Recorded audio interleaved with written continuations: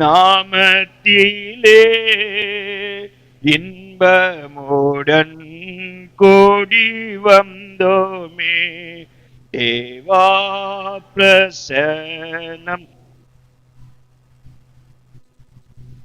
தேடிவும் பாதம் தொழுகிறோ. தேவா பிரசன்னம் தாருமே. தேடிவும் பாதம் தொழுகிறோ. நல்ல ஆண்டவரே, உம்முடைய பிரசன்னத்திற்குள்ளாக நாங்கள் கடந்து வந்திருக்கிறோம். நீர் பேச வேண்டும், நாங்கள் கேட்க வேண்டும். நீர் என்ன பேசுவீர் என்பதை கேட்பதற்காக நாங்கள் உம்முடைய பாதப்படிக்கு வந்திருக்கிறோம். இந்த நாளிலே இந்த வசனத்தை கொண்டு நீர் என்ன பேச வேண்டும் என்று விரும்புகிறீரோ அதை நீர் பேசும். நீர் பேசுவதை நாங்கள் கேட்பதற்கு எங்கள் செவிகளை விருத்த சேதனம் பண்ணும். மண்ணான மனிதனாகிய அடிமையை உம்முடைய சிலுவையின் அடிவாரத்திலே ஒப்பு கொடுக்கிறேன். நீர் மறைத்துக் கொள்ளும், உம்மை மாத்திரம் வெளிப்படுத்தும். நீர் கொடுக்கிற வார்த்தைகளை மாத்திரம் பேசும்படி நீர் என்னை முற்றிலும் ஆவிக்குள்ளாக மாற்றும். தாழ்த்தி உம்முடைய கரத்திலே கொடுக்கிறேன். இயேசுவின் நாமத்தில் ஜெபம் கேளும் நல்ல பிதாவே, ஆமென். அல்லேலூயா, அல்லேலூயா, அல்லேலூயா. மறுபடியுமாக முதலாவது வசனத்தை நாம் வாசிக்கலாம். தூபம் காட்டுகிறதற்கு ஒரு தூப பீடத்தையும், தூபம் காட்டுகிறதற்கு ஒரு தூப பீடத்தையும் சீத்திம் மரத்தினால் உண்டாக்குவாயாக.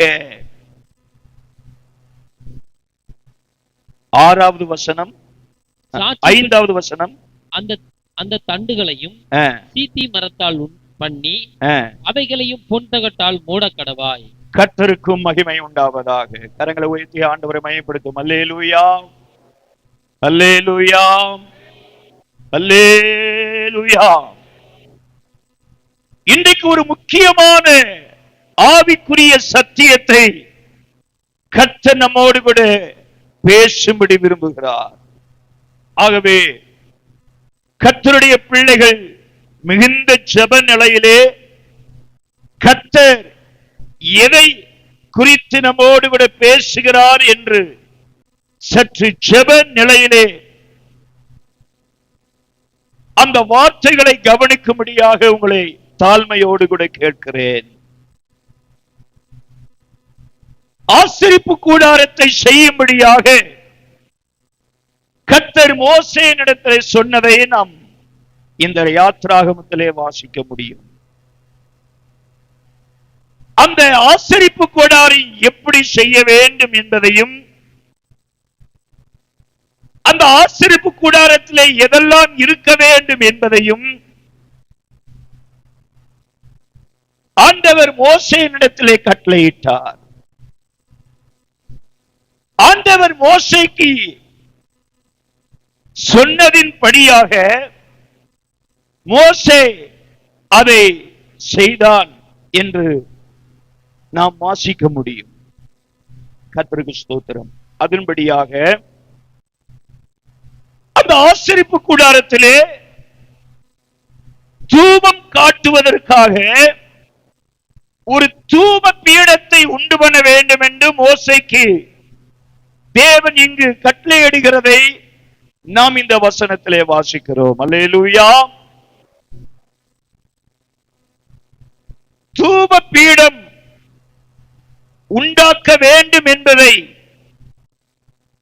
ஆண்டவர் மோசேயினிடத்திலே சொன்னதை நாம் இங்கே வாசிக்க முடிகிறது. கர்த்தருக்கு ஸ்தோத்திரம் உண்டாவதாக. இதில் உள்ள எல்லா காரியங்களையும் தெளிவாக பேசுவதற்கு நமக்கு சமயம் போதாது. இது ஒரு மணிக்கணக்காக பேச வேண்டிய ஒரு நீண்ட பிரசங்கம். எல்லாவற்றையும் விளக்கமாக பேச வேண்டும் என்றால் இந்த தூப பீடத்தை மாத்திரம் சொல்லுகிறேன். சோதரம். ஆகவே இன்றைக்கு கர்த்தர் பிரத்யேகமாக ஒரு சில வார்த்தைகளை ஆண்டவர் என் இருதயத்திலே கொடுத்தார். நான் ஜெபிக்கும் போது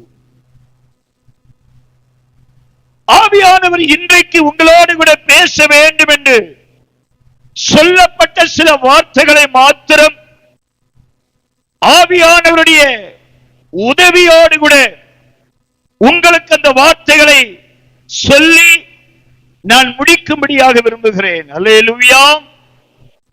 கர்த்தருக்கு ஸ்தோத்திரம். இது தேவனிடத்திலிருந்து வந்ததான ஒரு கட்டளை மோசேக்கு. அதை நாம் சரியாக அறிய வேண்டும். தூப பீடம் ஆசரிப்பு கூடாரத்திற்கு தேவை என்பதை தேவன் அறிந்து அதை செய்யும்படியாக மோசேயினிடத்திலே கர்த்தர் சொல்லுகிறார். ஆண்டவருக்கு ஸ்தோத்திரம். அந்த தூப பீடத்திலே காலையிலும் மாலையிலும் தூபம் காட்ட வேண்டும் என்பதற்காக அந்த தூப பீடத்தை ஆசரிப்பு கூடாரத்திலே வைக்க வேண்டும் என்றும், அந்த தூப பீடம் சாட்சியின் சந்நிதிக்கு முன்பாக வைக்க வேண்டும் என்றும், கிருபாசனத்திற்கு முன்பாக அது இருக்க வேண்டும் என்றும் துறந்து உள்ள பகுதிகளை நீங்கள் வாசிக்கும் போது அறிந்து கொள்ள முடிகிறது. அல்லேலூயா, அல்லேலூயா. அது தலைமுறை தோறும் கர்த்தருடைய சந்நிதியிலே காட்ட வேண்டிய தூபமாக அந்த தூப பீடம் காணப்பட வேண்டும் என்றும் மோசேக்கு ஆண்டவர் கட்டளையிட்டிருக்கிறதை நாம் அந்த வசனங்களிலே அறிந்து கொள்ள முடிகிறது. அல்லேலூயா. கர்த்தருடைய நாமத்துக்கு மகிமை உண்டாவதாக. அருமையான கர்த்தருடைய பிள்ளைகளே, இந்த தூப பீடம் எதிலே செய்யப்பட வேண்டும் என்பதையும் கர்த்தர் மோசேயினிடத்திலே சொன்னார். அல்லேலூயா. அதை சீத்தி மரத்தினால் செய்யப்பட வேண்டும் என்பதையும் கர்த்தர் சொல்லி இருக்கிறார். அல்லேலூயா. சீத்தி மரத்தினால் இந்த தூப பீடத்தை செய்து இது சீத்தி மரத்தினால் செய்யப்பட்டது என்று மற்றவர்கள் அறியக்கூடாது என்பதற்காக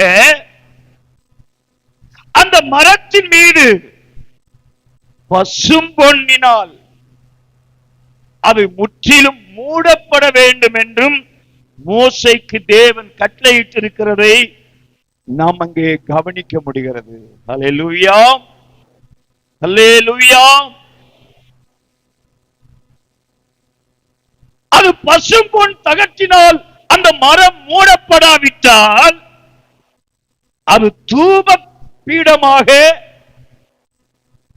அது மாறாது. கர்த்தருக்கு ஸ்தோத்திரம். ஆகவே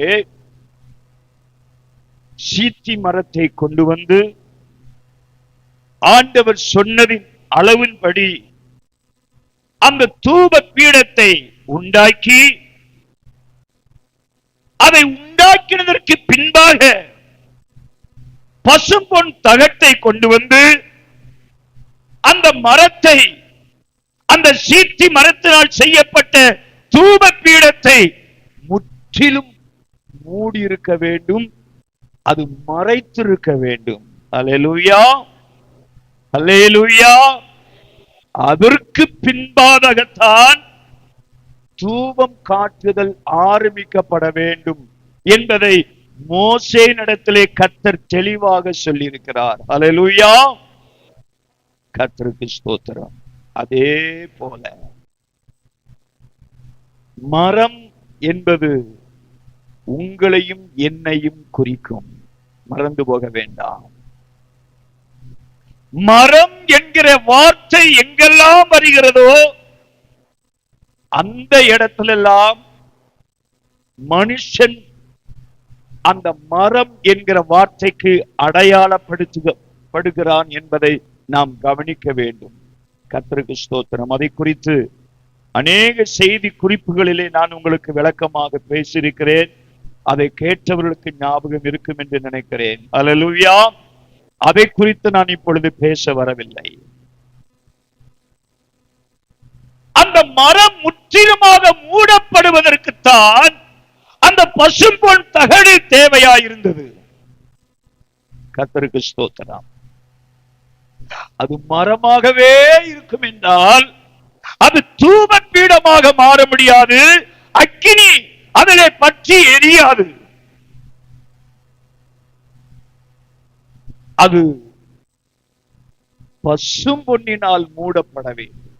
அதே போல இந்த பசும்பொன் என்கிற அந்த வார்த்தை இந்த இடத்திலே விலையேற பெற்ற விசுவாசத்திற்கு அடையாளமாக இருக்கிறது. ஆண்டவருக்கு ஸ்தோத்திரம். அருமையானவர்களே, மனுஷனாக அல்லது மனுஷியாக காணப்பட்ட உங்களையும் என்னையும் ஆண்டவர் தமக்கென்று பிரித்தெடுத்து நம்மை ஒரு தூப பீடமாக அவர் மாற்ற வேண்டும் என்று விரும்புகிறார். அல்லேலூயா. அன்றைக்கு ஆசரிப்பு கூடாரத்திற்கு தூப பீடம் எவ்வளவு அவசியமாய் இருந்ததோ அதே போல சபைக்கு தூப பீடம் அவசியமாயிருக்கிறது. அல்லேலூயா, அல்லேலூயா. ஆசரிப்பு கூடாரத்தை குறித்து வேதத்திலே அநேக காரியங்கள் நமக்கு எழுதப்பட்டிருக்கிறதை நாம் பார்க்க முடியும். அதை குறித்து உங்களிடத்தில் அநேக காரியங்களை நான் பேசி இருக்கிறது எனக்கு ஞாபகத்திற்கு வருகிறது. ஆசரிப்பு கூடாரம் என்பது எவைகளை குறிக்கும் என்று நான் ஏற்கனவே உங்களிடத்தில் பேசியிருக்கிறேன். அதை கேட்டவர்களுக்கு ஞாபகம் இருக்கும். அதை குறித்து நான் இப்பொழுது பேச வரவில்லை. முகவரைக்காக இந்த வார்த்தைகளை நான் சொல்லுகிறேன். ஆண்டவருக்கு மகிமை உண்டாவதாக. அந்த சீத்தி மரம் முற்றிலுமாக அது மறைந்திருக்க வேண்டும். அது வெளிப்படக்கூடாது. அந்த மனுஷீகம் நம்மிலே வெளிப்படும் என்றால் தேவனுடைய அக்கினி நமக்குள்ளாக அது போட முடியாது. அது பற்றி எரிய முடியாது. அல்லேலூயா. மனுஷீகம் முற்றிலும் மறைந்திருக்க வேண்டும். அது சாக பண்ணிருக்க வேண்டும். இனி நான் அல்ல என்கிற நிலைக்கு அந்த ஒவ்வொரு மனுஷனும் வந்திருக்க வேண்டியது அவசியம். அதுதான் அந்த பசும்பொன் தகட்டினால் மூடப்படுகிற அந்த அனுபவத்திற்கு அடையாளம். அல்லேலூயா. வசனத்தை நல்ல கவனிங்க. முக்கியமான சத்தியம். இந்த கடைசி நாட்களுக்கு தேவையான ஒரு சத்தியம். ஒவ்வொரு சபைக்கும் தேவையான சத்தியம். ஒவ்வொரு ரட்சிக்கப்பட்ட விசுவாசிகளும் அறிய வேண்டிய சத்தியம். ஆண்டவருக்கு ஸ்தோத்திரம். அருமையான தேவ பிள்ளைகளே, இந்த கடைசி காலங்களிலே ஒவ்வொரு சபைக்குள்ளேயும் ஒரு தூப பீடம் எழும்ப வேண்டியது அவசியம். தூப பீடமாக ஒவ்வொரு விசுவாசியும் மாற வேண்டியது அவசியம். அல்லேலூயா, அல்லேலூயா. அதற்காகத்தான் கர்த்தர் உன்னை இந்த சபைக்குள்ளே கொண்டு வந்திருக்கிறார். நீ ஒரு தூப பீடமாக இந்த ஆசரிப்பு கூடாரமாகிய சபைக்குள்ளே இருக்க வேண்டும் என்று சொல்லி விரும்புகிறார். அல்லேலூயா. கர்த்தருக்கு ஸ்தோத்திரம்.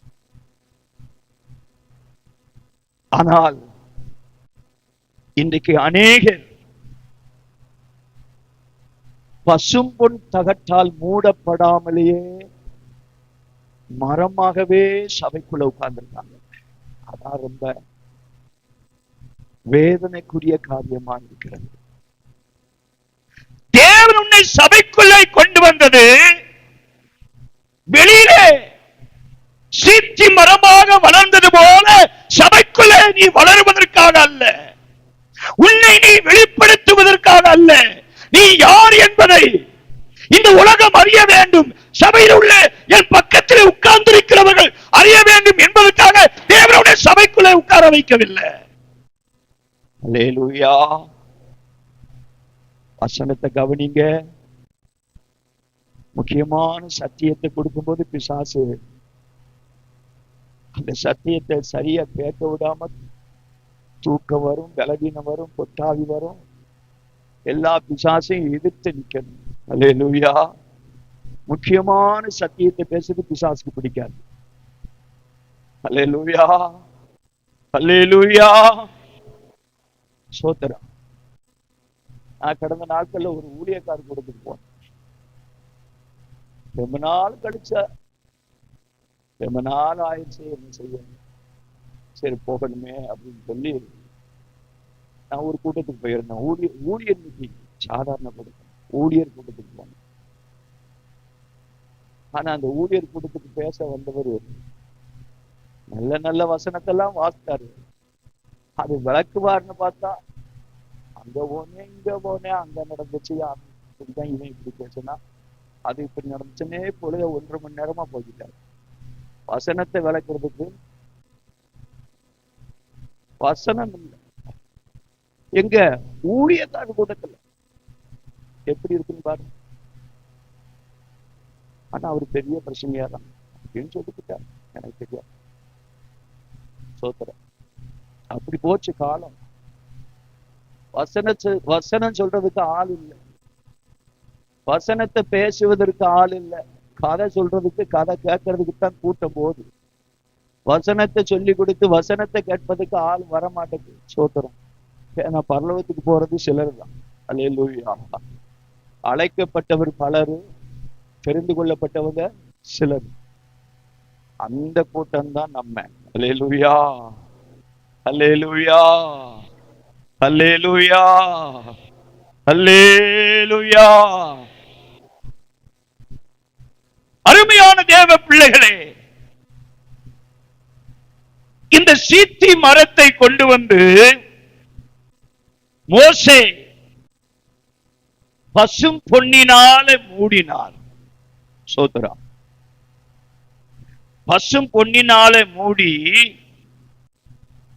கர்த்தருக்கு ஸ்தோத்திரம், அதை கர்த்தர் சொன்னபடி தூப பீடமாக உருவாக்கினார். அல்லேலூயா, அல்லேலூயா. தூப பீடம் என்கிற அந்த வார்த்தைக்கு மூல பாஷையில கொலைக்களம் என்பது அர்த்தம். மூல பாஷையில தூப பீடம் என்கிற அந்த பதத்திற்கு மூல பாஷையில சொல்லப்பட்டிருக்கிறது கொலைக்களம். கர்த்தருக்கு ஸ்தோத்திரம் என்பது அந்த வார்த்தைக்கு சரியான மொழிபெயர்ப்பு என்று பல வேத அறிஞர்கள், பண்டிதர்கள் சொல்லுகிறார்கள். கர்த்தருக்கு ஸ்தோத்திரம். அல்லேலூயா, அல்லேலூயா, அல்லேலூயா. நாம் வாசிக்கப்பட்ட சங்கீத பகுதியை வாசிக்கலாம். 141வது சங்கீதத்திலே 2வது வசனம். என் விண்ணப்பம் உமக்கு முன்பாக தூபமாகவும், என் விண்ணப்பம் உமக்கு முன்பாக தூபமாகவும், என் கையெடுப்பு அந்தி பலியாகவும், என் கையெடுப்பு அந்தி பலியாகவும் இருக்க கடவுது. அல்லேலூயா. தூப பீடம் ஏறெடுக்கப்பட வேண்டும். தூப பீடத்திலே அந்த தூப பீடமாக மாறினதற்கு பின்பாகத்தான் அதிலே அந்த தூப பீடத்திற்கு தேவையானவைகள் எல்லாம் போட்டு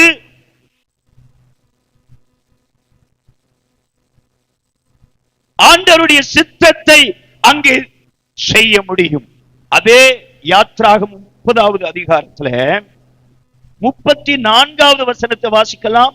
34வது வசனம். பின்னும் கர்த்தர் மோசேயை நோக்கி, பின்னும் கர்த்தர் மோசேயை நோக்கி, சுத்த வெள்ளை போலமும், சுத்த வெள்ளை போலமும், குங்கிலியமும், குங்கிலியமும், அல்பான், அல்பான், பிசினுமாகிய அல்போன் பிசினுமாகிய கந்த வர்க்கங்களையும் சுத்தமான சாம்பிராணியையும் நீ சம நிறையாக எடுத்து அல்லேலூயா அல்லேலூயா. அந்த தூப பீடம் செய்ததற்கு பின்பாக மரத்தை கொண்டு வந்து அதை கர்த்தர் சொன்ன அளவின்படி செய்து, கர்த்தர் சொன்னதுபடி பசும்பொன் தகட்டினால மூடி, அது தூப பீடமாக செய்ததற்கு பின்பு அந்த தூப பீடத்திற்குள்ள என்னதெல்லாம் சேர்க்கணுமா? சுத்த வெள்ளை போலம், குங்குளியம், அல்பான் பிசின், கந்த வர்க்கங்களையும் சுத்தமான சாம்பிராணியையும். கர்த்தருக்கு ஸ்தோத்திரம் பண்ணுவதாக. அருமையான கர்த்தருடைய பிள்ளைகளே, இது ஒவ்வொன்றுக்கும் ஆவிக்குரிய விளக்கங்கள் உண்டு, ஆவிக்குரிய அர்த்தங்கள் உண்டு. அதை மாத்திரம் ரத்தன சுருக்கமாக சமயத்திற்கு ஏற்றாற் போல நான் வேகமாக சொல்லி நான் முடிக்க விரும்புகிறேன். அல்லேலூயா. தூப வர்க்கம் என்பது அது ஜெபத்திற்கு அடையாளமாக சொல்லப்பட்டிருக்கிறதை நாம் சங்கீத புஸ்தகத்திலே வாசித்தோம். ஆண்டவர் இன்றைக்கு சபைகளுக்குள்ளாக தூப பீடமாகிய ஜெப தூபம் எழும்ப வேண்டும் என்று விரும்புகிறார். அல்லேலூயா. நீ ஒரு தூப பீடமாக மாற வேண்டும், நீ ஒரு ஜெப தூபமாக மாற வேண்டும் என்று கர்த்தர் உன்னை குறித்து விரும்புகிறார். அதற்காகத்தான் தேவன் உன்னை இந்த சபைக்குள்ளே கொண்டு வந்து வைத்திருக்கிறார். நீ மரமாக அல்ல, வெளியிலே நீ மரமாக வாழ்ந்து கொண்டிருந்தாய். சபைக்கு புறம்பாக வாழும் போது நீ மனுஷிகத்திலே வாழ்ந்து கொண்டிருந்தாய். ஆனால் சபைக்குள்ளே வந்ததற்கு பின்பு இந்த சபை உன்னை தூப பீடமாக உருவாக்க விரும்புகிறது. அல்லேலூயா. இந்த சபைக்குள்ளே வந்திருக்கிற நீ ஒரு தூப பீடமாக உருவாக்கப்படுவதற்கு உன்னை கர்த்தருடைய கையிலே, கர்த்தருடைய சித்தத்திற்கு, கர்த்தருடைய இஷ்டத்திற்கு, கர்த்தருடைய திட்டத்திற்கு நீ உன்னை அர்ப்பணிக்க வேண்டிய அவசியம். அல்லேலூயா அல்லேலூயா அல்லேலூயா. அந்த தூப பீடத்திலே அக்கினி போட வேண்டும், அது எரிய வேண்டும். அதற்குத்தான் மோசேயினிடத்திலே கர்த்தர் சொல்லுகிறார், அந்த தூப பீடத்திலே போட வேண்டிய சுத்த வெள்ளை போலம் ஒன்னே, இரண்டாவது குங்குளியம், மூன்றாவது அல்பான் பிசின். இவைகளெல்லாம் கந்த வர்க்கங்களுக்குரியவைகள். நான்காவது சுத்தமான சாம்பிராணி. இந்த நான்கையும் சம நிறைவாக எடுத்து அந்த தூப பீடத்திலே போட்டு தூபம் ஏற்ற வேண்டுமா? அல்லேலூயா அல்லேலூயா. கர்த்தருக்கு ஸ்தோத்திரம். இந்த சுத்தமான வெள்ளை போலம் என்பது விண்ணப்ப ஜெபத்திற்கு அடையாளமாக சொல்லப்பட்டிருக்கிறது வேதம். இரண்டாவது குங்குளியம் என்பது வேண்டுதல் என்கிற ஜெபத்திற்கு அடையாளமாக சொல்லப்பட்டிருக்கிறது. மூன்றாவது அல்பான் பிசின் என்பது ஸ்தோத்திர ஜெபத்திற்கு அடையாளமாக சொல்லப்பட்டிருக்கிறது. நான்காவது சுத்தமான சாம்பிராணி. கர்த்தருக்கு ஸ்தோத்திரம்.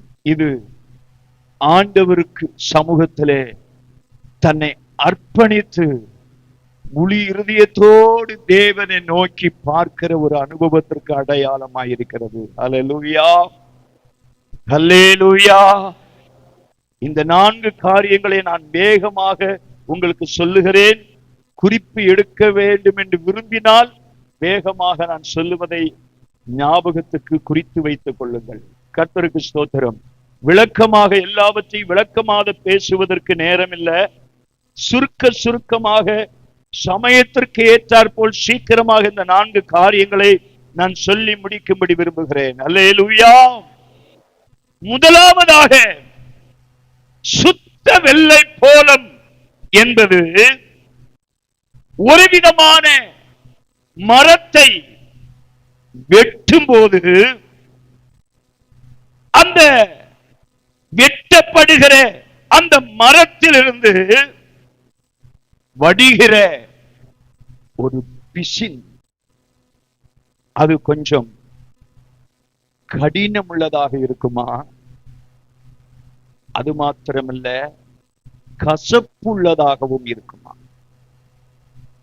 அது கசப்பு நிறைந்த ஒரு வெள்ளை போலம். ஆண்டவருக்கு ஸ்தோத்திரம். அருமையானவர்களே, இது எதை காண்பிக்கிறது என்றால், தேவ பிள்ளைகளுடைய வாழ்க்கையிலே கடினமான அனுபவத்தின் பாதையிலே நீங்கள் கடந்து வரும்போது, கஷ்டமான பாதையின் வழியாக நீங்கள் கடந்து வரும்போது, உங்களுடைய விசுவாச ஜீவியத்திலே நிந்தைகள் வரலாம், அவமானங்கள் வரலாம், ஒன்றுமில்லாத தன்மைகள் வரலாம், மற்றவர்கள் உங்களை நிந்திக்கலாம், மற்றவர்கள் உங்களை அற்பமாக பேசலாம், உங்களை பரியாசம் பண்ணலாம், நீங்கள் வேதனைப்படும்படியாக உங்களை குத்தி வேதனை கொடுக்கலாம். அப்படிப்பட்ட சூழ்நிலையின் மத்தியிலே, அப்படிப்பட்ட இருதயத்தில் இருந்து தேவனை நோக்கி கூப்பிடுகிற வார்த்தை தான் விண்ணப்பம். அல்லேலூயா, அல்லேலூயா, அல்லேலூயா. ஆதியாகமம் புஸ்தகம் 32வது அதிகாரம். ஆதியாகமம் 32வது அதிகாரத்திலே 24வது வசனத்தை மாத்திர வேகமாக நாம் வாசிக்கலாம். யாக்கோபு பிந்தி தனித்திருந்தான். நன்றாக வசனத்தை கவனிங்க. யாக்கோபு பிந்தி தனித்திருந்தான். அப்பொழுது ஒரு புருஷன் பொழுது விடியும் அளவும் அவனுடனே போராடி. அல்லேலூயா. இந்த வார்த்தை நமக்கு நன்றாக விளங்கும். யாக்கோபை குறித்து நாம் நன்றாக அறிந்திருக்கிறோம். யாக்கோபனுடைய வாழ்க்கையிலே அநேக கடினமான பாதையின் வழியாக அவன் கடந்து வந்ததை நாம் ஆதியாகமம் புஸ்தகத்திலே வாசிக்க முடிகிறது. அநேக ஏமாற்றங்களை அவன் சந்தித்தான். அநேக துக்ககரமான காரியங்கள் அவனுடைய வாழ்க்கையிலே நடந்தது. அவன் தன்னுடைய வீட்டை விட்டு துரத்தப்பட்டான். தன்னுடைய மாமன் வீட்டிற்கு வந்தான்.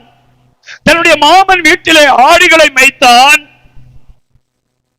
வருகிற நேரத்திலே தான் ராவிலே ஒரு வனாந்தரத்திலே ஒரு கல்லை தன்னுடைய தலைக்கு தலையணையாக வைத்து படுத்து தூங்கும் போதுதான் கர்த்தர் தரிசனம் கொடுத்தார். ஒரு ஏணி பூமியில் நுனியிலும் இன்னொரு நுனி பரலோகத்திலும் இருப்பது போல அந்த தரிசனத்திலே யாக்கோபு அங்கே கண்டான். ஆண்டவருக்கு மகிமை உண்டாவதாக. அருமையான கர்த்தருடைய பிள்ளையே, இப்படியாக அவன் வனாந்தரத்தை கடந்து வந்து ஆண்டவரை உறுதியாக பற்றி பிடித்து கர்த்தர் கொடுத்த தரிசனத்தை, கர்த்தர் கொடுத்த வாக்குத்தத்தத்தை அவன் பற்றிக்கொண்டு தொடர்ந்து தேவ சித்தத்தை நிறைவேற்றுவதற்கு அவன் கடந்து வந்தான். அநேக ஏமாற்றங்களை சந்தித்தான். அநேக தோல்விகளை சந்தித்தான். கர்த்தருக்கு ஸ்தோத்திரம் உண்டாவதாக. அவனுடைய சொந்த சகோதரனாக ஏசா இவனுக்கு விரோதமாக எழும்பினான். அது நிமித்தம்தான் அவன் வீட்டிலிருந்து வெளியே புறப்பட வேண்டிய நிலை வந்தது. கர்த்தருக்கு ஸ்தோத்திரம். இப்படிப்பட்ட பல சூழ்நிலைகளின் மத்தியிலே, ஒரு கடினமான சூழ்நிலைகளின் மத்தியிலே யாக்கோபு தன் வாழ்வை அவன் கடந்து வந்து கொண்டிருக்கும் போதுதான் கர்த்தருக்கு ஸ்தோத்திரம், தேவன் யாக்கோபை ஆசீர்வதித்தார். காரணம், யாக்கோபு கர்த்தரை உறுதியாக சார்ந்திருந்தபடியினாலே அவனுடைய வாழ்க்கையில வந்த ஏமாற்றங்களின் மத்தியிலும், அவனுடைய வாழ்க்கையில வந்த தோல்வியின் மத்தியிலும், அவனுடைய வாழ்க்கையில வந்த வேதனையின் மத்தியிலும், பல சூழ்நிலைகளின் மத்தியிலும் கர்த்தரை விட்டு விடாதபடி, கர்த்தரை நோக்கி பார்ப்பதை விட்டு விடாதபடி ஆண்டவருடைய வார்த்தையை உறுதியாக பற்றி கொண்டு, கர்த்தருடைய வாக்கை உறுதியாக பிடித்துக் கொண்டு, கர்த்தருடைய சித்தத்தை செய்வதற்கு அவன் தன் வாழ்வை முற்றிலுமாக அர்ப்பணித்து அவன் கர்த்தரை நோக்கி பார்த்து கொண்டே வந்தபடினாலே கர்த்தர் அவனுடைய வாழ்க்கை ஆசீர்வதித்தார், பெருகும்படி செய்தார். அவன் மேய்க்கப்பட்ட மந்தைகள் அநேக குட்டிகள் போட்டு அந்த ஆட்டு மந்தை பெருகினது. நான் சுருக்கமாக சொல்லுகிறேன். ஆண்டவருக்கு ஸ்தோத்திரம். இப்படிப்பட்ட சூழ்நிலையிலே கர்த்தர் மறுபடியும் யாக்கோபை அழைத்து அவனுடைய தேசத்திற்கு போகும்படி கர்த்தர் சொன்னார். அப்படி புறப்பட்டு போகிற நேரத்தில்தான் ஏசா எதிர்கொண்டு வருகிறான் என்பதை கேள்விப்பட்ட மாத்திரத்திலே அவனுடைய இருதயத்திலே சொல்ல முடியாத துக்கம், வேதனை. ஐயோ, என் சகோதரனாக ஏசா எதிர்கொண்டு வருகிறானே மந்தைகளோடு, என்னை சந்திக்கும் போது எனக்கு என்ன நேரிடுமோ, என் ஜனத்திற்கு என்ன நேரிடுமோ, என் மந்தைகளுக்கு என்ன நேரிடுமோ என்று சொல்லி யாக்கோபு தன் இருதயத்திலே அமிதமாக அவன் சிந்தித்து ஒன்று செய்ய ஆரம்பித்தான். யாக்கோபு தன்னுடைய குடும்பத்தாரையும், தன்னுடைய மந்தையையும், தன்னுடைய மேய்ப்பர்களையும் ஆற்றுக்கு அந்த பக்கமாக விட்டுவிட்டு இந்த யாக்கோபு மாத்திரம் தன்னம் தனிமையாக வந்து தேவனோடு கூட தனித்து காத்திருக்கும்படி விரும்பினான். ஹல்லேலூயா, ஹல்லேலூயா. இரவு முழுவதும் அவன் காத்திருந்தான். ஒரு நாள் இரவு முழுவதையும் தேவ சமூகத்திலே விடாப்பிடியாக கர்த்தரை நோக்கி காத்து அவன் ஜெபித்துக் கொண்டிருந்தான். என் சகோதரனாக ஏசா வருகிறானே, அவன் என்னை சந்தித்தால் என்ன நேரிடுமோ என்று சொல்லி அவன் பயந்தவனாக கர்த்தரை நோக்கி பார்த்தான். கர்த்தருடைய சமூகத்திலே தன் இருதயத்தின் வேண்டுதல்களை அவன் சொன்னான். அப்படி விண்ணப்பிக்கிற ஒரு விண்ணப்பம் தான் இந்த வெள்ளை போலத்திற்கு அடையாளமாக சொல்லப்படுகிறது. ஹல்லேலூயா, ஹல்லேலூயா, ஹல்லேலூயா.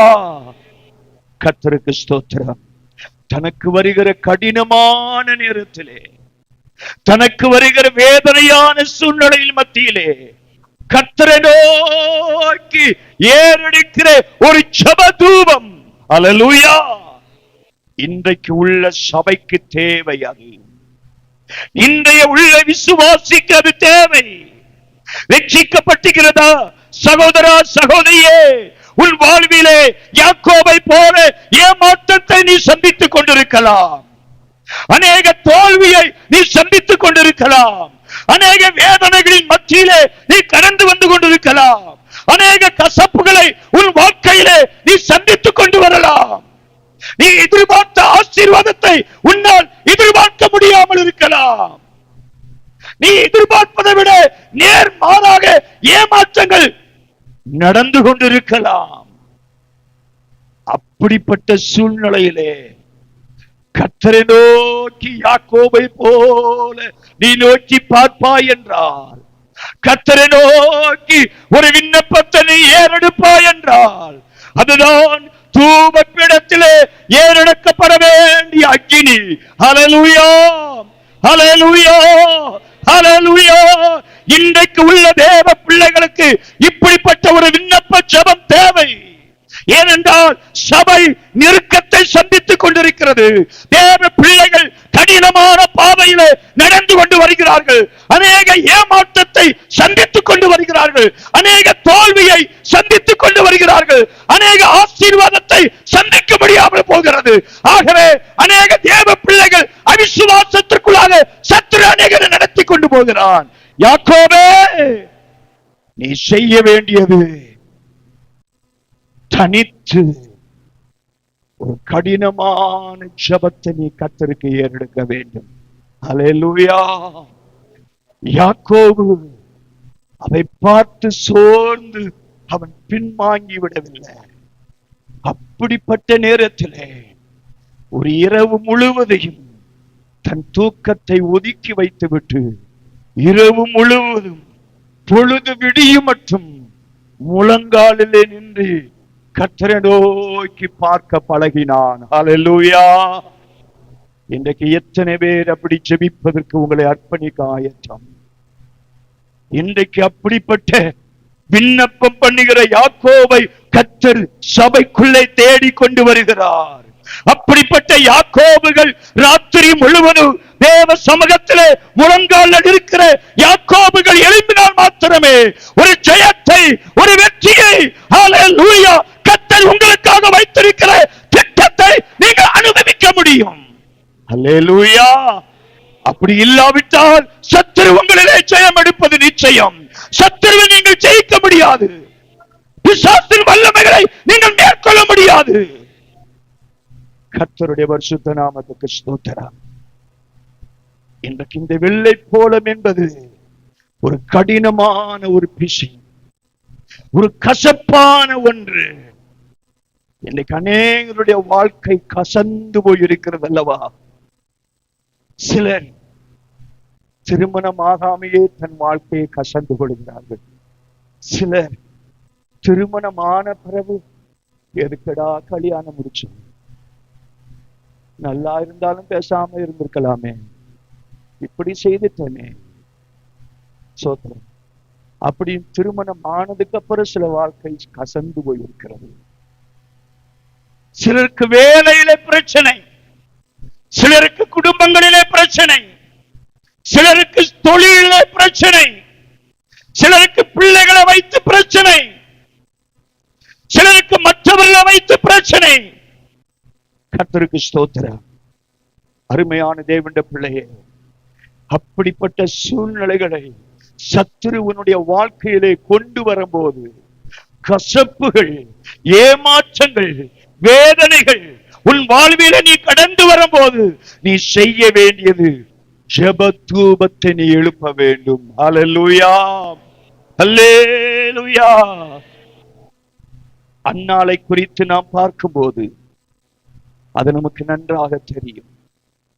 அன்னாள் தன் இருதயத்திலே வேதனைப்பட்டு கர்த்தருடைய ஆலயத்திலே போய் மனம் கசந்து அழுது தன் இருதயத்தை ஊற்றி செபித்தாள். காரணம், அன்னா தன் சக்களத்தின் மூலமாக அவள் வாழ்க்கை கசந்து போய்விட்டது.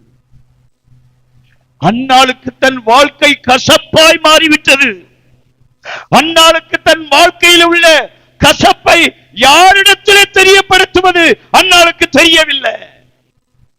ஒவ்வொரு நாளும் நிந்தைகளின் மீது நிந்தைகள், கசப்புகளின் மீது கசப்பு, ஏமாற்றத்தின் மீது ஏமாற்றம், சமாதானம் இல்லை, சந்தோஷம் இல்லை. தன் வாழ்க்கையிலே கசந்து போனவளாக தன் வாழ்க்கையிலே அவள் ஜீவித்துக் கொண்டு வந்தாள். அவள் செய்த காரியம் என்ன? தேவ ஆலயத்திற்கு போனாள். அவள் தன் வீட்டிலே அவள் ஜெபிக்கவில்லை. தேவ ஆலயத்திற்கு போனாள். தேவ ஆலயத்திலே போய் அங்கே இருக்கிற ஆசாரியனை சந்தித்தாள். தேவ சமூகத்திற்கு போய் முழங்காலில் நின்று தன் இருதயத்தில் உள்ளதை எல்லாவற்றையும் மனம் திறந்து கர்த்தரிடத்திலே விண்ணப்பித்தாள். ஹல்லேலூயா, ஹல்லேலூயா, ஹல்லேலூயா. இதுதான் இந்த வெள்ளை போலத்திற்கு அடையாளமாய் இருக்கிறது.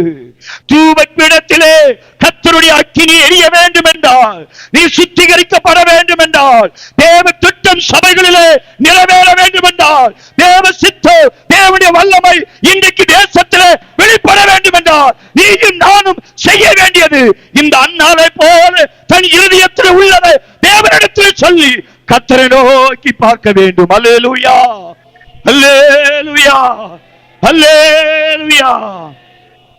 ஆண்டவருக்கு மகிமை உண்டாகட்டும். எனக்கு அருமையான கர்த்தருடைய ஜனமே, இந்த கடைசி நாட்களிலே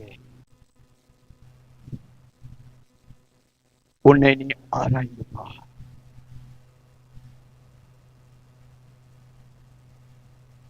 கர்த்தருடைய பரிசுத்த நாமத்திற்கு மகிமை உண்டாவதாக. இரண்டாவதாக, அந்த தூப பீடத்திலே போடப்பட வேண்டியது என்னது? குங்குளியம். அல்லேலூயா, அல்லேலூயா, அல்லேலூயா. இந்த குங்குளியம் என்பது பாறைகளின் இடுக்குகளிலே பாசி போல வளர்ந்து வரும். அவைகளை சாப்பிட்டு வளர்கிற ஒரு பிராணி இருக்கிறது. அந்த பிராணியினுடைய தோல் வெளிப்பகுதி ரொம்ப கடினமாக இருக்குமா? சோத்ரா. அருமையானவர்களே, அந்த வெளிப்பகுதியில் இருக்கிற அந்த தோலில் இருந்து அதை எடுத்து அது பொடியாக்கி, அது நன்றாக இடித்து, அது பொடியாக்கி, அப்படி பொடியாக மாற்றும் போது அது நல்ல ஒரு விதமான வாசனை வருமா? அல்லேலூயா, அல்லேலூயா, அல்லேலூயா. நன்றாக நுகர்ந்து கொள்ளக்கூடிய, நன்றாக விரும்பக்கூடிய ஒரு வாசனை அந்த பொடியில் இருந்து வருமா? ஆண்டவருக்கு ஸ்தோத்திரம். அதற்கு பேருதான் குங்குளியம் என்று வேத அறிஞர்கள் கூறுகிறார்கள். கர்த்தருக்கு ஸ்தோத்திரம். அருமையான தேவனுடைய பிள்ளைகளே, அது ஒரு விசேஷித்த வாசனை அதிலே இருந்து வீசினாலும் அந்த வாசனையை மற்ற எந்த ஒரு வண்டுகளோ ஈக்களோ அது பக்கத்திலே நெருங்க முடியாதான். வாசனை வீசும், ஆனா அந்த வாசனைகளை நுகர்ந்து கொள்வதற்கு எவ்விதமான ஈக்களோ வண்டுகளோ அந்த வாசனை பக்கத்திலே நெருங்க முடியாதான். அதற்கு காரணம் இவை மற்றவைகளோடு கூட சேர்ந்து ஐக்கியப்பட்டு இருக்குமா? ஆண்டவருக்கு ஸ்தோத்திரம். இந்த தூப பீடத்திலே போடும்போது அதை பொடியாக்கி அந்த கந்த வர்க்கங்களோடு கூட சேர்ந்து அந்த வெள்ளை போலத்தோடு கலந்து அது சேர்க்கும் போதுதான் இப்படிப்பட்ட ஒரு வாசனை வருமா? ஆனா எந்த வண்டுகளும் அந்த வாசனை நுகர்ந்து கொள்வதற்கு பக்கத்தில் நெருங்காதான். ஆண்டவருக்கு ஸ்தோத்திரம். அது பாதுகாப்பா இருக்குமா? இது எதை காண்பிக்கிறது என்றால், சங்கீத புஸ்தகத்திலே 51வது சங்கீதத்திலே 17வது வசனத்தை வாசிக்கும் போது சங்கீதக்காரன் சொல்லுகிறார், தேவனுக்கு ஏற்கும் பலிகள், தேவனுக்கு ஏற்கும் பலிகள் நொறுங்குண்ட ஆவிதான், நொறுங்குண்ட ஆவிதான். தேவனே, தேவனே, நொறுங்குண்டதும் நறுங்குண்டதுமான இருதயத்தை, நொறுங்குண்டதும் நறுங்குண்டதுமான இருதயத்தை நீர் புறக்கணியீர், நீர் புறக்கணியீர். அல்லேலூயா, அல்லேலூயா, அல்லேலூயா. கர்த்தருக்கு ஸ்தோத்திரம் உண்டாவதாக. அருமையான கர்த்தருடைய பிள்ளைகளே, இது கர்த்தருடைய சமூகத்திலே அந்த குடியாக்கப்படுவதற்கு, அது எவ்விதமாக நொறுக்கப்படுவதற்கு, இடிக்கப்படுவதற்கு தன்னை ஒப்பு கொடுக்கிறதோ அதற்கு ஏற்றபடியாகத்தான் அது வாசனை கொடுக்குமா. அல்லேலூயா, அல்லேலூயா. ஆண்டவருக்கு மகிமை உண்டாவதாக. அருமையான கர்த்தருடைய பிள்ளைகளே, அதுபோல நம்முடைய வாழ்க்கையிலே இப்படிப்பட்ட நொறுக்கப்படுகிற அனுபவம், கர்த்தருக்கு ஸ்தோத்திரம், நொறுங்குண்ட இருதயம், தேவன் அங்கீகரிக்கிற, தேவன் எதிர்பார்க்கிற உடைக்கப்பட்ட இருதயம், நொறுக்கப்பட்ட இருதயம், தேவனுடைய சித்தத்திற்கு தன்னை அர்ப்பணித்த ஒரு இருதயத்தை தேவன் இன்றைக்கு தேடிக்கொண்டிருக்கிறார். அல்லேலூயா, அல்லேலூயா.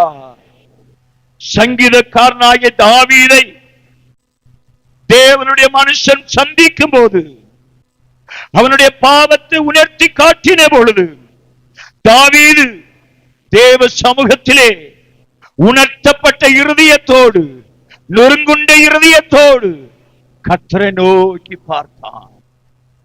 தேவனே, என் மீது கிருபையாக இறங்கும் என்று சொல்லி அவனுடைய இருதயம் நொறுக்கப்பட்டது. தன் செய்த தவறுக்காக, தன் செய்த பாவத்திற்காக, தன் மீது இருக்கிற அந்த பிழைக்காக, அந்த குற்றத்திற்காக, அந்த குறைக்காக, அவன் செய்த தவறுக்காக அவன் இருதயம் நொறுக்கப்பட்டது, உடைக்கப்பட்டது. தேவ சித்தத்திற்கு அந்த இருதயம் அர்ப்பணிக்கப்பட்டது. அல்லேலூயா. அதுதான் நொறுங்குண்ட இருதயம், அதுதான் நொறுக்கப்பட்ட இருதயம், அதுதான் அர்ப்பணிக்கப்பட்ட இருதயம். அப்படிப்பட்ட இருதயத்தோடு கர்த்தரை நோக்கி பார்க்கிற ஒரு ஜெபம் இன்றைக்கு சபைக்கு தேவை. அல்லேலூயா, அல்லேலூயா. அதற்குத்தான் இந்த தூப பீடத்தை மோசேயினிடத்திலே கர்த்தர் ஆசீர்ப்பு கூடாரத்திலே உண்டாக்கும்படி சொன்னார். அல்லேலூயா, அல்லேலூயா. அருமையான கர்த்தருடைய ஜனமே, இந்த கடைசி நாட்களிலே தேவன் உன்னோடு கூட இடைப்படும் போது, தேவனுடைய வார்த்தை உன்னோடு கூட பேசும்போது, தேவனுடைய வசனம் உன்னோடு கூட உணர்த்தப்படும் போது, தேவனுடைய வார்த்தையை கேட்டது நிமித்தம், தேவனுடைய எச்சரிப்பின் சத்தத்தை கேட்டது நிமித்தம் உன் இருதயம் உணர்த்தப்பட்டு, குத்தப்பட்டு, அந்த சிறைச்சாலைக்காரன் கேட்டான், ஆண்டவமாரே, ரட்சிக்கப்பட நாங்கள் என்ன செய்ய வேண்டும்? பவுலும் சீலாவும் சிறைச்சாலைக்குள்ளே இருந்து தேவனை துதித்து பாடிக்கொண்டிருந்தார்கள். கட்டப்பட்ட நிலையிலே, சங்கிலினால கைகள் கட்டப்பட்டிருக்கிறது, கால்கள் கட்டப்பட்டிருக்கிறது, இருக்கிறது சிறைச்சாலை. நடுராத்திரியிலே அப்படிப்பட்ட சூழ்நிலையின் மத்தியிலே தேவனை துதித்து பாடினார்கள். நடுராத்திரியிலே, நடு இரவிலே. அருமையானவர்களே, நீங்கள் ஒருவேளை நினைக்கலாம், 11 மணியிலிருந்து 12 மணி வரைக்கும் ஏன் ஜெப வைக்கணும், முன்னக்கூட்டி வச்சு முடிச்சிடலாம்ல. அந்த நடுராத்திரி வேலைதான் பிசாசு கிரியை செய்கிற நேரம். உனக்கு விரோதமா, உன் குடும்பத்திற்கு விரோதமா, உன் பிள்ளைகளுக்கு விரோதமா, சபைக்கு விரோதமா, தேசத்திற்கு விரோதமாய் கிரியை செய்கிற நேரம், அந்த நடு இரவு நேரம், பிசாசுடைய கிரியைகள் வெளிப்படுகிற நேரம், மாந்திரீக வல்லமைகள் வெளிப்படுகிற நேரம், அந்தகார சக்திகள் கிரிய செய்கிற நேரம், அந்த நடு இரவிலே நீயும் நானும் திறப்பிலே இருப்போம் என்றால், தேவ சமூகத்தில் இருப்போம் என்றால், கர்த்தர் வானங்களை திறப்பார். அல்லேலூயா, அல்லேலூயா. உன் வாழ்க்கையில வருகிற சத்துருவின் வல்லமைகளை நீ மேற்கொள்ள முடியும். நீ ஜெபித்து பார், நீ முழங்கால நின்று பார். நான் அனுபவித்திருக்கிறேன். நான் என்னுடைய ஊழிய பாதையிலே அநேக நேரங்களிலே போராட்டங்கள் என் வாழ்க்கையில அதிகரிக்கும் போது நடுஇரவிலே தேவ சமூகத்திலே நிற்பேன். நடுஇரவிலே முழங்காலில் நின்று கண்ணீர் விடுத்து மனம் போல என் இருதயத்தில் உள்ளதெல்லாம் சொல்லி நான் ஆண்டவர்கிட்ட அழுவேன். நொறுங்குண்ட இருதயம், உடைக்கப்பட்ட இருதயம், நொறுக்கப்பட்ட இருதயம் இன்றைக்கு சபைக்கு தேவை. அப்படிப்பட்ட இருதயத்தோடு தேவனை நோக்கி பார்க்கிற தேவ பிள்ளைகள் இன்றைக்கு தேசத்திற்கு தேவை. சத்துருவின் கூரை உடைப்பதற்கு, சத்துருவின் வேரை, சாத்தானுடைய ஆணி வேரை வெட்டி எடுப்பதற்கு அந்த நடு இரவு ஜெபம் தேவை. ஹல்லேலூயா, ஹல்லேலூயா, ஹல்லேலூயா. நடு இரவு ஜெபிக்க ஆரம்பிங்க. நான் சவால் விட்டு சொல்லுவேன், நடு இரவு ஜெபிக்க ஆரம்பித்தா எந்த காரியத்திலே உனக்கு ஜெயம் இல்லையோ அந்த காரியத்திலே கர்த்தர் பரலோகத்தை திறப்பார். அல்லேலூயா, அல்லேலூயா. உன் மனைவி குணம் மாறணுமா, உன் பிள்ளை குணம் மாறணுமா, உன் புருஷன் குணம் மாறணுமா, நடுராத்திரி ஜெபி, நடுராத்திரி ஜெபி. உன் வேலையில மாற்ற வரணுமா, உன் சம்பள உயர்வு வேணுமா, நடுராத்திரி முழங்கால நெல்லு. தூக்கத்தை பெருசா நினைக்காத. நடுராத்திரில கம்பெனியில வேலை செய்யறதெல்லாம் மிஷின் ஓட்டுற இல்ல, ஜோமன் முழங்கால நின்னு. அல்லேலூயா, அல்லேலூயா. அவனுக்கு முன்னாடி பிசாசு வந்து நிக்குமா, அது எந்த பிசாசுன்னு பாத்துருவோமே. அல்லேலூயா, அல்லேலூயா, அல்லேலூயா. தவிடுபடியா போய் நடுராத்திரில முழங்கால நின்று கண்ணீர் வடிச்சு பாரு. எந்த வகையான பிசாசு ஓ முன்னாடி நிக்க முடியாது. அல்லேலூயா, அல்லேலூயா. சோதரா குடும்பத்திற்குள்ளே இன்னைக்கு சத்துரு தீவிரமாய் கிரியை செய்து கொண்டிருக்கிறான். குடும்ப சமாதானத்தை உடைக்க அவன் தீவிரப்பட்டு கொண்டிருக்கிறான். கர்த்தருக்கு ஸ்தோத்திரம். ஹல்லேலூயா. எதுக்கு தெரியுமா? உன்னை முழங்கால நிக்க வைப்பதற்கு தான். ஹல்லேலூயா, ஹல்லேலூயா. உன்னை நடு முழங்கால நிற்க வைத்து கண்ணீர் வடிக்க வைக்கிறதுக்கு தான் ஆண்டவர் அதை அனுமதிச்சிருக்காரு சத்துருவுக்கு. ஹல்லேலூயா, ஹல்லேலூயா. அது உன் மனைவி மூலமா குடும்பத்துல வரல சத்துரு பிசாசு. சோத்ரா, அந்த பிரச்சனை உன் மனைவியை கொண்டு வரலாம். உன் கண்ணுக்கு அது மனைவி மாதிரி தெரியும், அவருக்குள்ள இருந்து கிரியை செய்கிறது பிசாசு. ஹல்லேலூயா. ஒருவேளை உன் பிள்ளை மூலியத்துல வரும், பிள்ளை கீழ்ப்படியாம போவான், உன் பேச்ச கேட்க மாட்டான், ஏத்து பேசுவான். உன் கண்ணுக்கு தெரியும் உன் பிள்ளை பேசுறது மாதிரி, அவன் பேசல, அவனுக்குள்ள இருந்து ஒரு ஆவி பேச வைக்குது. அல்லேலூயா, அல்லேலூயா, அல்லேலூயா. சில குடும்பத்துல புருஷன் எழும்புவான், உன் கண்ணுக்கு புருஷன் மாதிரி தெரியும், ஆனா அவனுக்குள்ள இருக்கிறது ஒரு பொல்லாத ஆவி, அவனை பேச வைக்கிறதுக்கு ஒரு பொல்லாத ஆவி. அல்லேலூயா. கர்த்தருக்கு ஸ்தோத்திரம். தேவ திட்டம் சபையிலே நிறைவேறாமல் போக, தேவ திட்டம் தேசத்திலே நிறைவேறாமல் போக சத்துருவின் வல்லமைகள் இன்னைக்கு அதிகரித்துக் கொண்டிருக்கிறது. அதற்கு தேவை நடு இரவிலே முழங்கால நின்று கண்ணீர் வடிக்கிற பிள்ளைகள் தேவை. அல்லேலூயா. எத்தனை பேர் அதற்கு ஒப்பு கொடுக்க ஆயத்தம்? எத்தனை பேர் அதற்கு ஒப்பு கொடுக்க ஆயத்தம்? நாளைக்கு அல்ல, இன்னைக்கு நீ ஒப்பு கொடுக்கணும். இந்த ஆராதனை முடிஞ்சு போறதுக்குள்ள நீ ஒப்பு கொடுக்கணும். உன் இருதயத்தை கர்த்தர் பார்க்கிறாரு. அல்லேலூயா, அல்லேலூயா, அல்லேலூயா. அப்படிப்பட்ட ஜெப தூபம் எழும்பணும். இன்றைக்கு சபைக்குள்ள எழும்புச்சுன்னா ஒரு மாற்றம் உண்டாகும். அல்லேலூயா. உன் மூளைக்கு எட்டாத காரியம் நடக்கும் உன் வாழ்க்கையில. அல்லேலூயா. உன் மூளைக்கு எட்டாத காரியம் உன் குடும்பத்துல நடக்கும், உன் சபையில நடக்கும், உன் ஊர்ல நடக்கும், உன் ஜீவியத்துல நடக்கும், உன் தேசத்துல நடக்கும். அல்லேலூயா. நீ ஜெபம் பண்ணி பாரு. நடுராத்திரி வரைக்கும் செல்ல நுரண்டு இல்ல, நெட்ட பாக்குற இல்ல, 12 மணி வரைக்கும் 1 மணி வரைக்கும் நேரம் போறதே உனக்கு தெரியல. ஆனா முழங்கால் போட மட்டும் உனக்கு ரொம்ப வலி எடுக்குது இல்ல. சரியா வந்துருங்கள, கர்த்தர் உன்னை வளைச்சு நொறுக்கி எடுத்துருவாரு.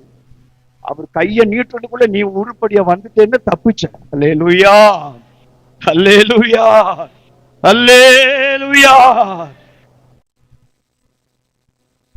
ரோமர் எழுதின நிருபம் 15வது அதிகாரம் 32வது வசனம். ரோமர் 15:32. சீக்கிரம் வாசிங்க. நீங்களும் தேவனை நோக்கி செய்யும் ஜெபங்களில் நான் போராடுவது போல நீங்களும் என்னோட கூட போராட வேண்டும் என்று நம்முடைய கர்த்தராகிய இயேசு கிறிஸ்துவின் நிமித்தமும் ஆவியானவருடைய அன்பின் நிமித்தமும் உங்களை வேண்டிக் கொள்ளுகிறேன். அல்லேலூயா, அல்லேலூயா, அல்லேலூயா. பவுல் சொல்லுகிறார், நான் போராடுவது போல நீங்களும் என்னோட கூட போராட வேண்டும் என்று நான் விரும்புகிறேன். அல்லேலூயா, அல்லேலூயா. பவுலை போல ஜெபத்துல போராடணும், ஜெபத்துல போராடணும். கர்த்தருடைய பிள்ளையே, நீ போராடி ஜெபிக்க பழகணும். 5 நிமிஷம் 10 நிமிஷம் அரை மணி நேரம் ஜெபம் எல்லாம் பருப்பு வேகாது சாமி. அம்மாக்கமாரே, ஐயாமாரே, நீ வேலைன்னு வேலைக்கு முக்கியத்துவம் கொடுத்து ஜெபம் பண்ணாம இருந்த நீ உருப்படாம போயிருவ. சுத்த பாசையில சொல்றேன், ஆவிக்குரிய பாசையில இல்ல, தமிழ் பாசையில பேசுறேன். சொல்றேன். அல்லேலூயா, அல்லேலூயா. ஆவிக்குரிய பாசையில பேசணும்னா எப்படி சொல்லணும்னா, ஆசீர்வதிக்கப்பட வேண்டும் என்றால் அதான் ஆவிக்குரிய பாசை. கர்த்தருக்கு ஸ்தோத்திரம். தமிழ் பாசை உருப்படாம போயிருவேன்னு சொல்றேன். ஆண்டவருக்கு ஸ்தோத்திரம். அருமையான கர்த்தருடைய ஜனமே, இந்த கடைசி காலங்களிலே நீ கர்த்தருடைய சமூகத்திலே சண்டைக்கு போராடுவே இல்ல, ரேஷன் கடையில தண்ணி பிடிக்கும் போது, ஆபீஸ்ல வேலை பார்க்கிற ஆட்களோட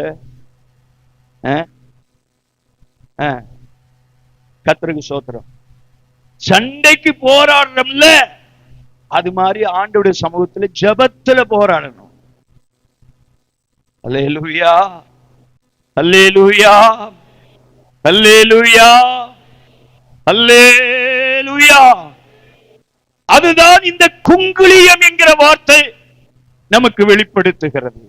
போராடி ஜெபிக்கிற ஜெபம். சமயம் முடிய போகுது. இந்த 2 காரியத்தை சீக்கிரமா ரத்தன சுருக்கமா சொல்லி முடிச்சதே.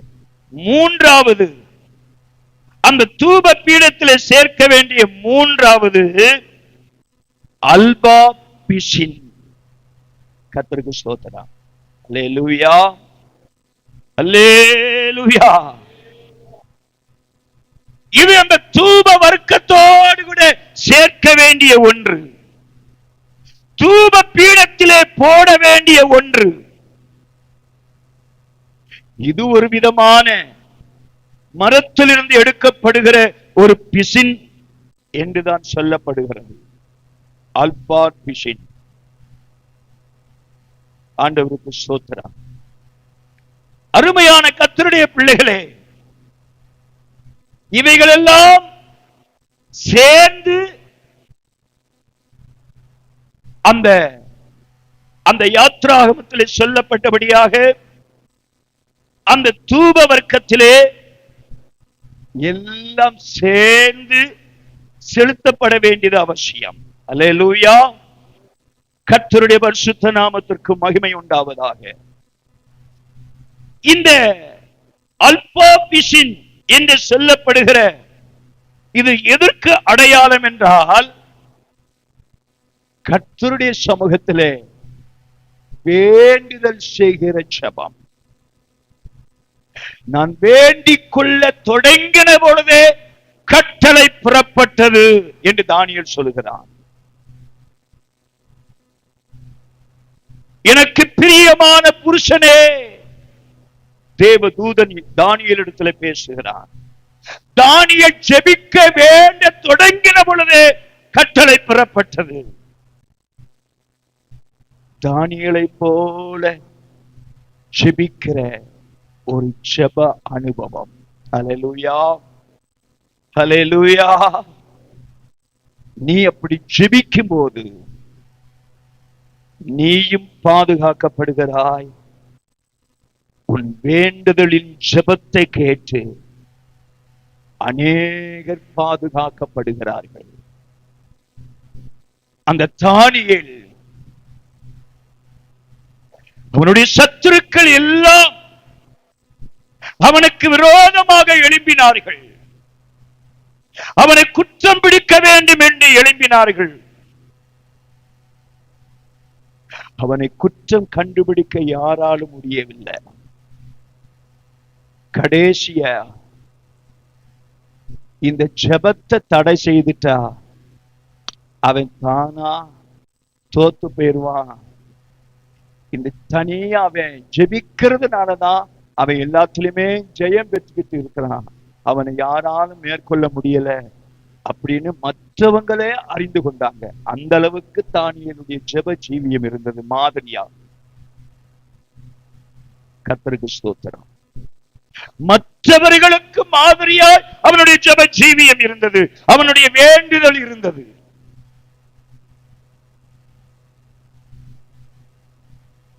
அவன் தன்னை கரைப்படுத்தாதபடி காத்துக் கொள்ளப்படுவதற்கு அநேக காரியங்கள் இருந்தாலும் அதில் ஒன்று அவனுடைய ஜெப ஜீவியமும் ஒன்று. அல்லேலூயா, அல்லேலூயா. நீ கர்த்தரை நோக்கி வேண்டுதல் செய்வாய் என்றால் அந்த வேண்டுதலின் ஜெபம் உன்னை பாதுகாக்கிறது மாத்திரமல்ல, உன் ஜெபத்தின் மூலமாக அநேக ஜனங்கள் பாதுகாக்கப்படுவார்கள். அல்லேலூயா. உன்னோடு கூட வேலை செய்கிறவர்களுக்காக, உன்னோடு அதிகமாய் பழகுகிற அவங்களுடைய பேரை சொல்லி நீ ஜெபிக்கணும். உன்னோடு அதிகமாய் யார் பழகுறாங்க, உங்க பக்கத்து வீட்டுல யார் இருக்கிறாங்க, அவங்க பேரை சொல்லி நீ ஜெபிக்கணும். சோத்திரம். அல்லது உன் குடும்பத்தில் யாராவது கர்த்தருக்கு விரோதமாய் செயல்படுகிறவர்களாய் இருப்பார்கள் என்றால், கர்த்தருடைய திட்டத்திற்கு விரோதமாய் நடக்கிறவர்களாய் இருந்தால், அது உன் பிள்ளைகளாய் இருக்கலாம், உன் மனைவியாய் இருக்கலாம், உன் கணவனாய் இருக்கலாம், உனக்கு அறிமுகமானவங்க மற்றவங்களாய் இருக்கலாம், உன் இனஜன பெந்துக்களாய் இருக்கலாம், யாராக இருந்தாலும் சரி,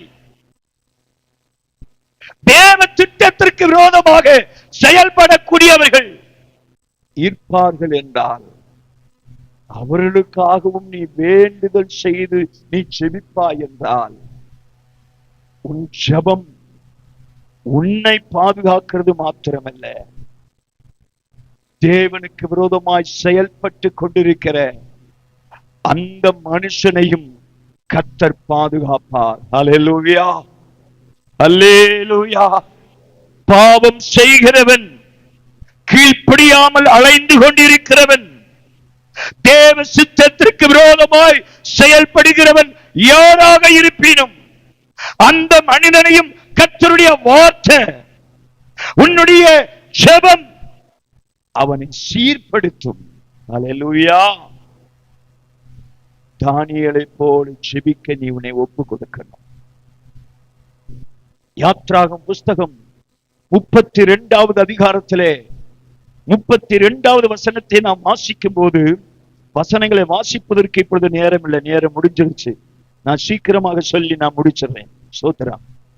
அங்கே மோசே திறப்பின் வாயிலே நின்றான்.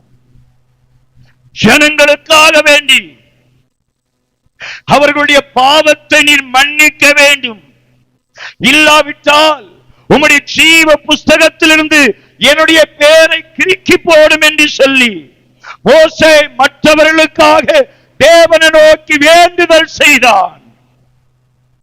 அதுதான் இந்த அல்பா பிஷின் நமக்கு வெளிப்படுத்துகிறது.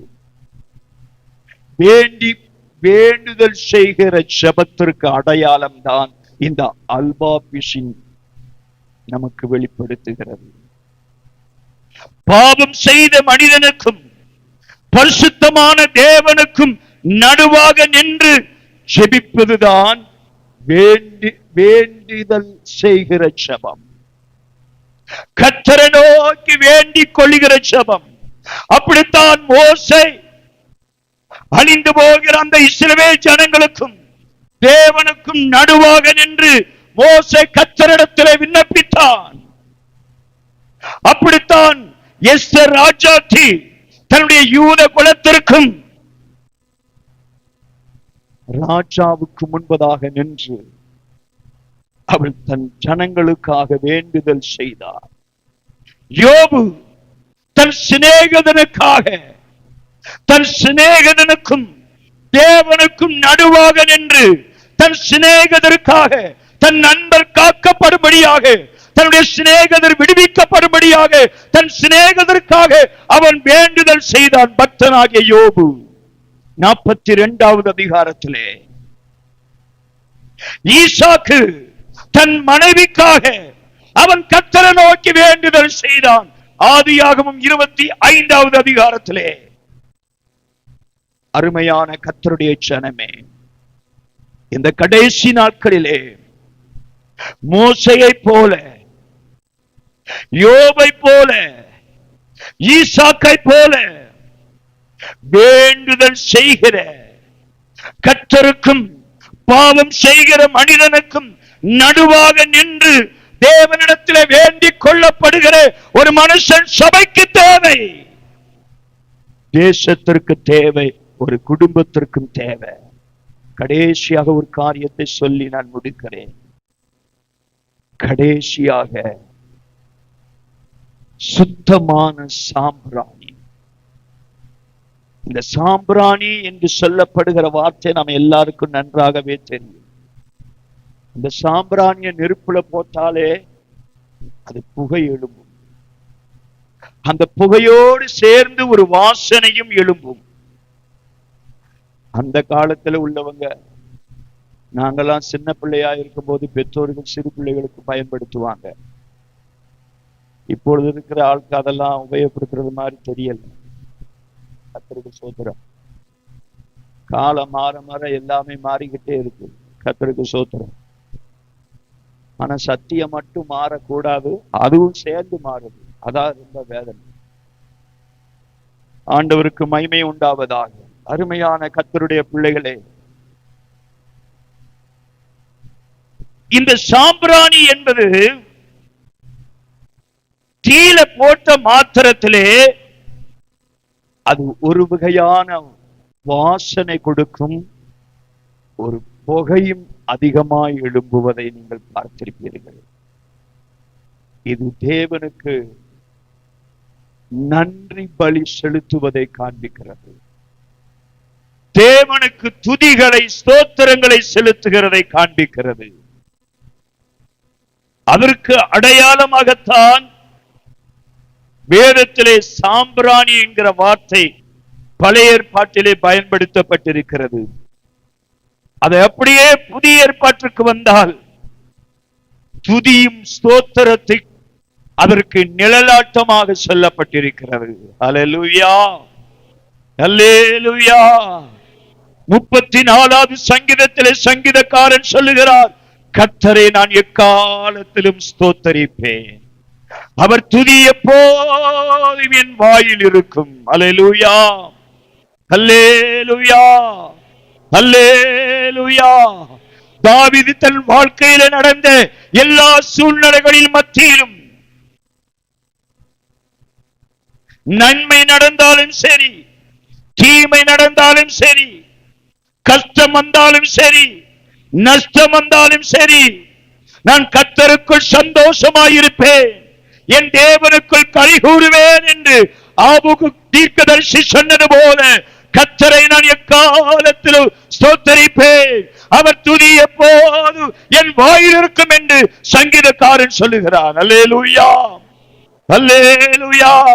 அருமையான தேவ பிள்ளைகளே, உங்களுடைய வாழ்க்கையிலே உங்களுடைய விசுவாசத்தை குலைக்கும்படி, உங்களுடைய ஜெப ஜீவியத்தை தடுக்கும்படி சத்துரு இன்றைக்கு பல விதங்களிலே உங்களோடு போராடி கொண்டிருக்கிறான். கர்த்தருக்கு ஸ்தோத்திரம். நீ ஒழுங்காக ஜெபத்திற்கு போகிறாயே, நீ ஒழுங்காக ஜெபிக்கிறாயே, ஒழுங்காக ஆலயத்திற்கு போகிறாயே, ஒழுங்காக சபைக்கு போகிறாயே, உன் வாழ்க்கையில அப்படி என்னதான் நடந்திருக்கிறது? சில நேரத்துல உன் மனசுல சொல்லும், அப்படியெல்லாம் கேள்வி எழுப்பும். என்னதான் நடந்துருச்சு? என்னதான் நீ ஜோமனி என்னத்தை தான் நீ பார்த்துட்ட? அதிகாலை ஜபத்துக்கு போற, வெள்ளிக்கிழமை ஜபத்துக்கு போற, சனிக்கிழமை காத்திருப்பு கூட்டத்துக்கு போற, ஏரியா பிரேயருக்கு போற, சபா ஆராதனைக்கு போற, சபையில நினைக்கிற எல்லா கூட்டத்துக்கு போயிடுற. உன் வாழ்க்கையில என்னதான் மாற்றம் நடந்துச்சு? ஓடி ஓடி போயிட்டு இருக்க. பேசாம ஒரு நாள் படுத்து தூங்கு, பிசாசு சொல்லுவான். அல்லேலூயா, அல்லேலூயா. அப்படிப்பட்ட சூழ்நிலை நம்ம வாழ்க்கையில நடந்தாலும் நம் கர்த்தரை சோதரிக்கணும். அல்லேலூயா, அல்லேலூயா. கர்த்தரை துதிக்கிற துதி நம்ம வாயில எழும்பிக் கொண்டே இருக்கணும். தீ நடுவே நடந்தாலும், ஆறுகள் நடுவே கடந்து போனாலும் நான் கர்த்தரை ஸ்தோத்திரிப்பேன் என்று சொல்லி, எப்படிப்பட்ட சூழ்நிலைகளின் மத்தியிலும் நீ கர்த்தரை துதித்துக் கொண்டே இருந்தால் கர்த்தர் உனக்கு நல்லவராகவே இருப்பார். அல்லேலூயா. ஆதியாகமம் புஸ்தகம் 24வது அதிகாரத்திலே 48வது வசனம் என்று நினைக்கிறேன். அங்கே ஆபிரகாமுடைய வேலைக்காரனாகிய எலியேசர்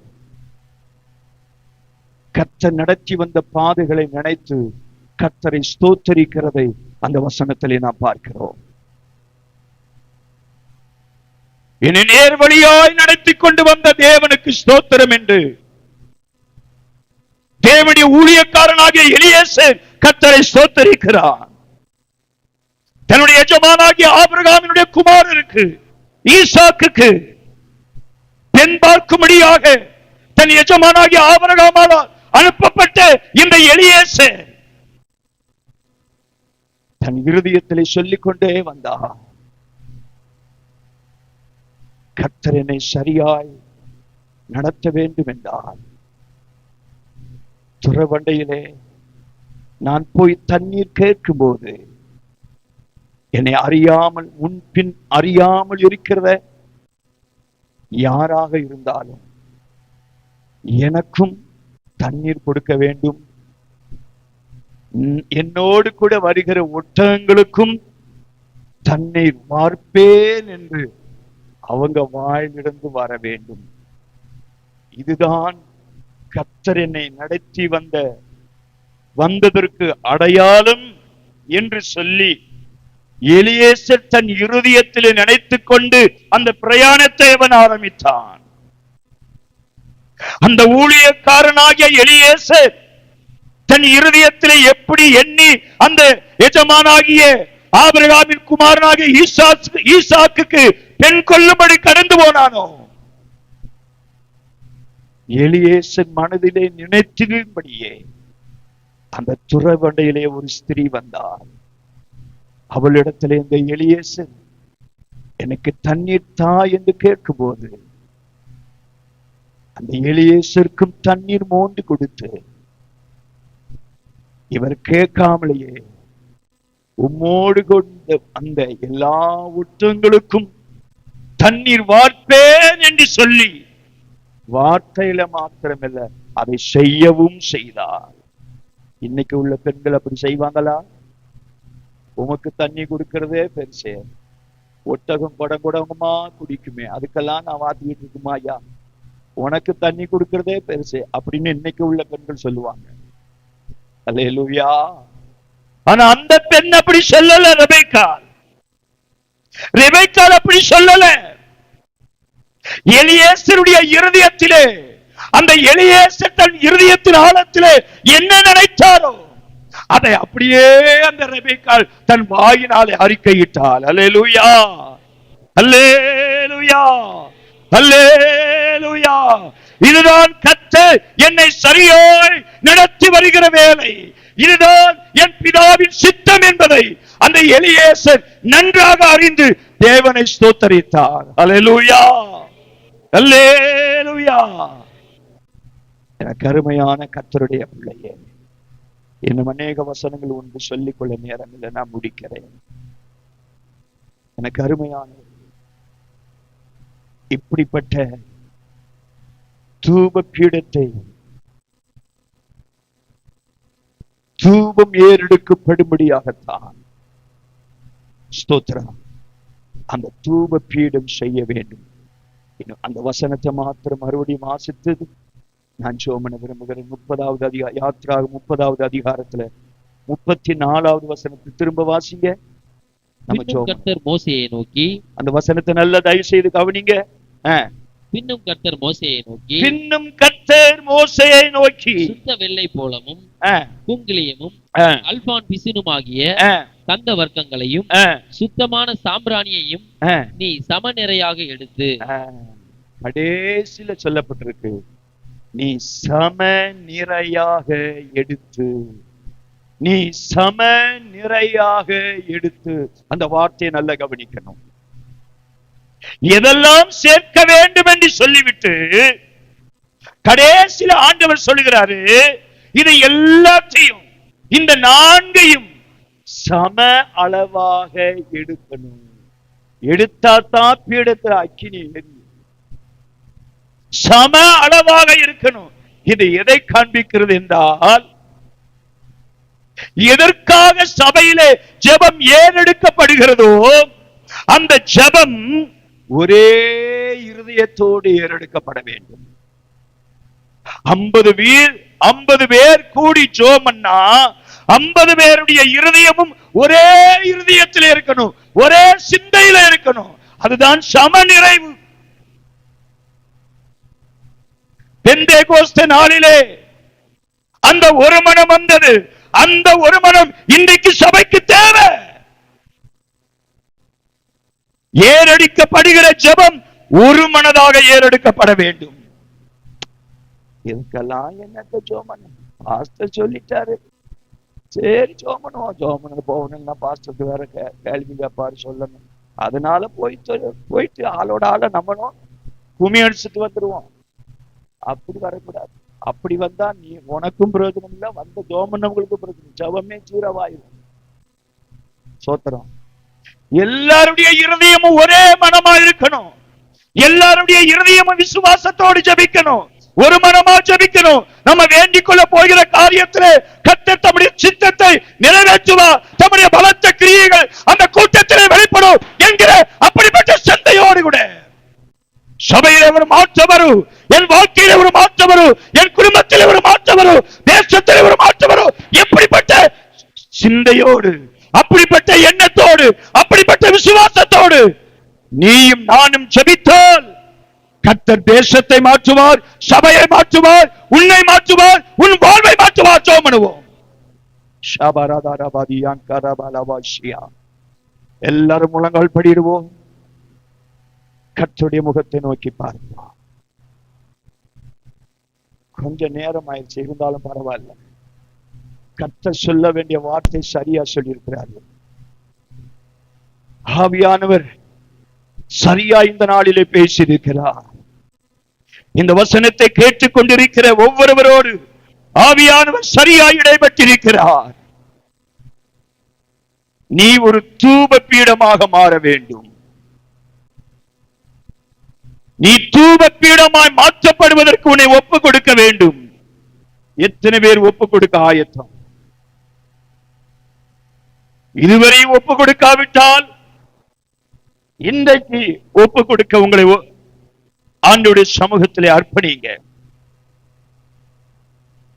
மோசேயினிடத்திலே கர்த்தர் சொன்னது போல ஊழியக்காரனாய் இருக்கிற என்னிடத்திலே ஆண்டவர் சொல்லுகிறார், ஒரு தூப பீடத்தை உண்டாக்கு என்று ஆண்டவர் என்னிடத்திலே சொன்னார். சொல்லிதான் அந்த வார்த்தையை கொடுத்தார். ஆண்டவர் இந்த வார்த்தை சொன்னதனால தான் இந்த வார்த்தையை குறித்து இன்றைக்கு நான் உங்களோடு பேச முடிந்தது. கர்த்தரே அதுக்குரிய வார்த்தைகளை தந்தார்.